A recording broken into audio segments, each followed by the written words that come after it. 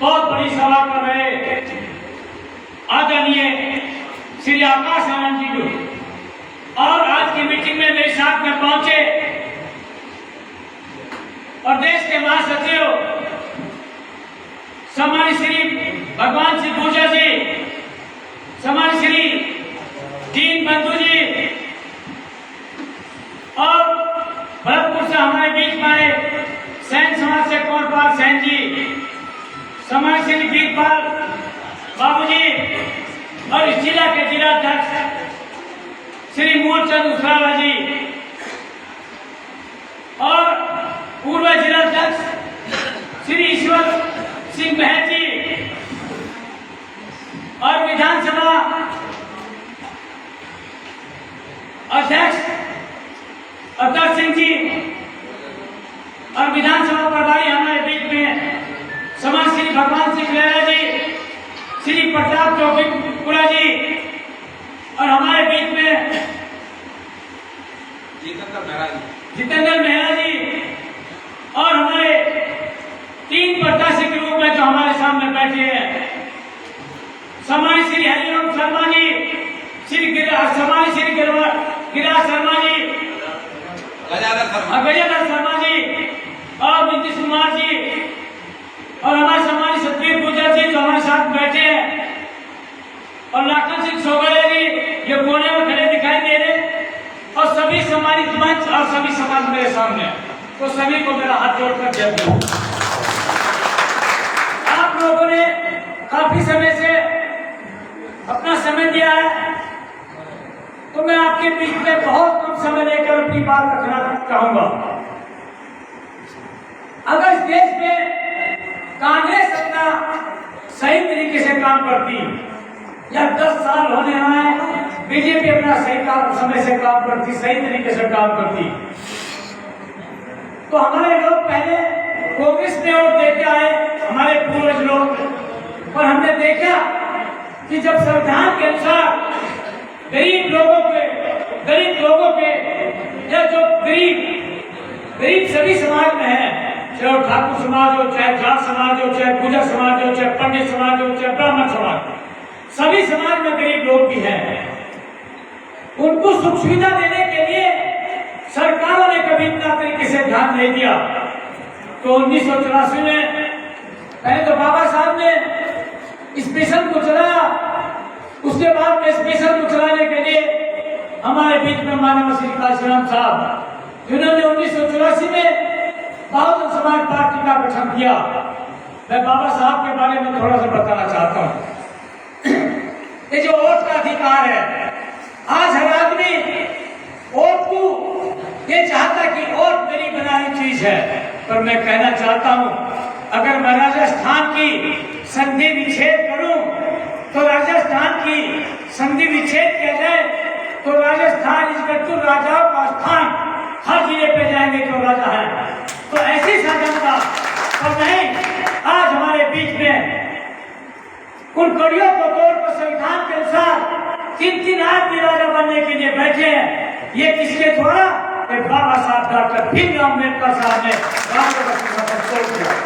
उन्होंने अपने कानून के अनुसार संविधान बना, एक गरीब घर का बच्चा भी राजा बन सकता है, चाहे पंचायत समिति का राजा हो, चाहे जिला परिषद का हो, चाहे प्रधान हो, चाहे सरपंच, तो किसी भी समाज से हो, अगर उसका लोगों में पहचान है, लोग उसे पसंद करते हैं, उसको वोट डालते हैं, तो किसी भी समाज से हो वो राजा बन सकते हैं। ये सारे पद हमारे राजा हैं। तुम्हें वोट किसे मिली और किसके द्वारा मिली? जब अंग्रेज इस देश को छोड़कर जाने लगे, तो अंग्रेजों ने बोला कि ठीक है, हम आपके देश को छोड़कर जा रहे हैं, पर कम से कम ऐसा तो हो कि अगर हम आपको आजाद कर जा रहे हैं, तो कम से कम आपके पास तो कोई संविधान भी नहीं है, किसके आधार पर आप इस देश को चलाओगे? तब संविधान के लिए गठन होने लगी कमेटियां, और उसके लिए हवा कि विधान लोकसभा का कोई न कोई मेंबर हो, कभी विधान मतलब संविधान सभा में जा सकता है। तो बाबा साहब पहले महाराष्ट्र से इलेक्शन लड़े, तो कांग्रेस के लोगों ने उनके ही पीए को, उनके उनके सामने खड़ा कर बाबा साहब को हरवाने का काम किया, जो बार बार काम है इसको हमेशा दिखाते जा रहे हैं। उसके बाद धन्यवाद देना चाहता हूँ उन बंगाल के लोगों ने, जिन लोगों ने बाबा साहब को बुला और वहां से अपने लोकसभा की सीट खाली की और बाबा साहब को वहां से MP बनाने का काम किया, क्योंकि जो संविधान सभा में जाने के लिए MP का होना जरूरी था, लोकसभा मेंबर होना जरूरी था।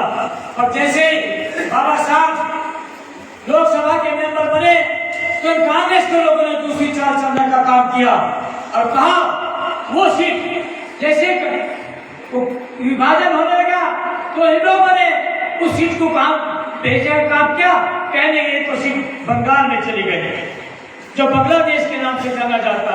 तो बाबा साहब ने मुझे से अपनी बात की कि मैं इतनी मेहनत से महाराष्ट्र से लड़ने गया, वहां मुझे लाने का काम किया और आज मैं यहाँ से बंगाल से लड़ा। आज मुझे यहाँ अगर जीत मिली तो अंग्रेजों ने कहा कि नहीं, इनको लोकसभा मेंबर बनाया और तब जाकर बाबा साहब को संविधान सभा में जाने का मौका मिला। संविधान सभा में जाने के बाद बाबा साहब ने संविधान लिखा और संविधान लिखने के बाद इस देश के राष्ट्रपति को देने का काम किया। ये बाबा साहब के काम है। दूसरी बात ये और जिन्हें आप लोगों ने नहीं पता, कुछ लोग तो मेरे भाई दोस्ती के नाम पर, समाज के नाम पर, जाति के नाम पर, धर्म के नाम पर इसको वोट को बाहर किया जाता है। मैं कहना चाहता हूँ वोट हमेशा विचारों के साथ जानी चाहिए। बाबा साहब ने वोट का अधिकार ऐसे नहीं दिया। पहले हमें लोगों को किसी ने भी, जब किसी भी समाज से है तो वोट डालने का अधिकार नहीं था, क्योंकि अभी भी देखते हैं कि कौन है कि राजा परिवार से है, इनके पापा राजा थे, इनके बाबा राजा थे, इनके बाबा राजा थे, तो इसलिए वोट डालने का किसी को अधिकार नहीं था। तो वोट डालने के अधिकार के लिए पढ़े लिखे बच्चे बैठे हैं, मैं बताना चाहता हूँ 1930 में गोल देश सम्मेलन लंदन में हो रहा था, तो बाबा साहब वहां पर गए और बाबा साहब ने अपनी बात रखी। पहले गोल देश सम्मेलन में हमारे महात्मा गांधी जी नहीं गए और हमारे बाबा साहब डॉक्टर भीमराव अम्बेडकर गए और उन्होंने कहा कि ठीक है, हमको हिंदू के कानून गिनती में तो रखा जाता है पर हमें हिंदू जैसा प्यार और इज्जत नहीं मिलती, इसलिए हमें जैसे सरदार community, Muslim community, Christian community, ऐसे दलित कम्युनिटी अलग बनाने का काम करें जिससे हम अपने हिसाब से चले। और उन्होंने बाबा साहब ने कहा कि हमारी स्थिति ऐसी है, अगर हमको जाकर देख ले कि एक तालाब में कुत्ता तो नहा सकता है और गाय भैंस पानी पी सकती है, पर एक दलित आदमी उस पानी को छू नहीं सकता, ऐसा मेरे देश का सिस्टम है। तो बाबा साहब ने जब अपनी बात रखी, अंग्रेजों सुनने का काम किया, तो बाबा साहब को 2 वोट के अधिकार का 2 वोट का अधिकार मिला। और किस परिस्थिति में मिला मैं अपने लोगों को बताना चाहता हूँ, सभी समाज के लोग बैठे हैं कि अगर आज मेरे बच्चे को कोई बुखार हो जाए या कुछ हो जाए तो मैं रात को उठाकर, अगर मेरे पास पैसे हैं या नहीं है, पड़ोसी से पैसे, रिश्तेदार से पैसे लेकर उसका इलाज कराऊंगा या कहीं अच्छी जगह पढ़ाऊंगा, सारी अपनी जिंदगी की कमाई अपने बच्चों को लगाने का काम करूंगा। तो बाबा साहब जिसने वोट के अधिकार के जाने लगे, उनसे पहले के 3 बच्चे गुजर चुके थे। मैं आपको कहना चाहता हूँ उस पूरे देश के लिए जीना चाहते थे, पर 3 बच्चे के गुजर चुके थे। 4था बच्चा राजरतन, वो भी इतना बीमार था कि जिस टाइम वोट के अधिकार के लिए जाने लगे तो लोगों ने कहा 5 बच्चे पड़ोस में देश हमारे पड़ोसी रिश्तेदार इकट्ठे, अरे मेरकर, क्योंकि बड़े लोग बच्चों का नाम लेकर पुकारते, उनके परिवार के लोगों ने कहा अरे मेरकर तुम कहाँ जाना चाहते हो? उन्होंने कहा कि मुझे बहुत जरूरी काम है और मुझे लंदन जाना पड़ेगा। उन्होंने कहा कि 3 बच्चे तो आपके पहले गुजर गए और हो सकता है राजस्थान भी आज अकल में गुजर जाएगा, इसलिए आप मत जाइए। आपको समाज के लोग क्या कहेंगे, आपको क्या उनकी बच्चे की माता क्या कहेंगी, परिवार के लोग क्या कहेंगे, गाँव बस्ती के लोग क्या कहेंगे। और बाबा साहब परेशान, एक बार कभी इधर और दोनों तरफ चारों तरफ घूम रहे और उनके विचार अब चल रहे, पर वो अपने काम से विचलित नहीं। और लास्ट मैंने सोचा अब क्या बोले कि मुझे लंदन जाना जरूरी है। मैं लंदन इसलिए जाना चाहता हूँ कि इस वोट के अधिकार के लिए अगर मैं लंदन नहीं गया तो आज तो 3 बच्चे मेरे पहले गुजर गए, 4था बच्चा अगर राजनीति में गुजरेगा मुझे इसकी परवाह नहीं, पर आने वाले समय में लाखों करोड़ों बच्चे गया तो ऐसे बाबा साहब अब वोट का अधिकार मैं बताना चाहता हूँ कि वोट का अधिकार ये दलित समाज के लोगों के लिए नहीं। वोट का अधिकार आज और सभी जाति धर्म के लोग डालते हैं कि बाबा साहब की दी चीज वोट है। तो मैं कहना चाहता हूँ कि इस वोट को ऐसे बदहोश होकर मत दें। जब भी वोट दें इस जो बाबा साहब का दिया उधार है तो मैं चाहता हूँ कि आप कम से कम उनका वोट देकर उधार को दें, क्योंकि इस मिशन को बाबा साहब ने चला। उसके बाद हमारे बीच में माननीय श्री काशीराम साहब आए। काशीराम साहब के बारे में 2 मिनट बात करूंगा मैं। माननीय श्री काशीराम साहब की ऐसी स्थिति थी कि पढ़े लिखे पुणे में फैक्ट्री में काम किया करते थे और वहां पर एक साइंटिस्ट के पोस्ट पर थे। तो उन्होंने देखा दीना भाना नाम के वाल्मीकि समाज के आदमी बाबा साहब की जयंती मना रहे। तो उन्हें नहीं पता था क्योंकि वो साइंस के स्टूडेंट थे। उन्होंने पूछा कि आप क्यों जयंती मनाते हो? तो उन्होंने क्या जवाब दिया जो दीना भाना नाम के वाल्मीकि थे कि आपके पास से जो पैंट और शर्ट और जो कुर्सी और कलम मिला ये बाबा साहब की वजह से मिला, नहीं तो आपको नौकरी नहीं मिलती। तो तभी ने सोचा और एप्लीकेशन लिखकर अगले दिन अपने अधिकारी के पास गए कि मुझे बाबा साहब की छुट्टी चाहिए, मुझे जयंती मनाना। तो उनके अधिकारी ने मना कर दिया। तो बाबा साहब ने क्या किया, आज अगर हम अपने बच्चे की नौकरी के लिए 20, 30, 50 लाख रुपए देना पड़े तो जमीन जायदाद बेचकर अपने बच्चे की नौकरी के लिए जमीन जायदाद बेच देंगे। पर मानव साहब ने क्या किया, अपना एक पेपर पर इस्तीफा लिखकर अपने अधिकारी के सामने पटक गए। अब मुझे नहीं चाहिए ऐसी नौकरी जिसकी वजह से मुझे नौकरी मिली, मैं उसके ऊपर जयंती भी नहीं मना सकता, तो मुझे नौकरी नहीं चाहिए और इस्तीफा देकर चल दी। और मैं कहना चाहता हूँ